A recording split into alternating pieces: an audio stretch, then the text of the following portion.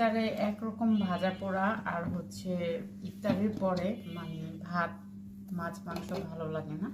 তো আজকে অন্যরকম একটা আইটেম রান্না করছি। এটা হচ্ছে কাজির জাউ ছড়া দিয়ে। এটা অনেকেই চিনবে না। আর হচ্ছে এটা বেশিরভাগ খায় হচ্ছে বরিশাল, শরীয়তপুর, ফরিদপুর, নরসিংদীর মানুষ। তাদের কাছে এটা খুব ফেভারেট। আমার কাছে পার্সোনালি অনেক মজা লাগে। আপনার শরীয়তপুর, ফরিদপুর, বরিশালের মানুষ সপ্তাহে অন্তত একদিন কাজির ভাত বা এই যে ছড়া এটা খাবে। তো আমি এটাতে চাউল বেটে এই যে ছড়া বানিয়েছি।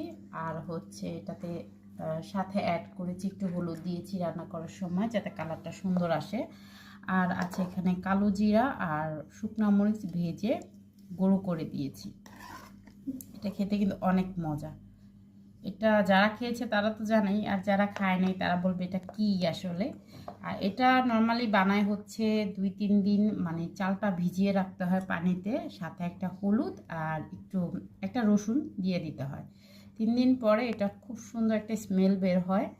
দেন রান্না করে কেউ ভাত খায়, কেউ আমার মতো চাউ খায়। ভাত অবশ্য হরেক পদের ভর্তা দিয়ে ভাতটা খায়, আর চাউটা হচ্ছে মানে শুধু এভাবেই রান্না করে খায়। এটা কিন্তু খেতে অনেক মজা। তো সবাই ভালো থাকবে।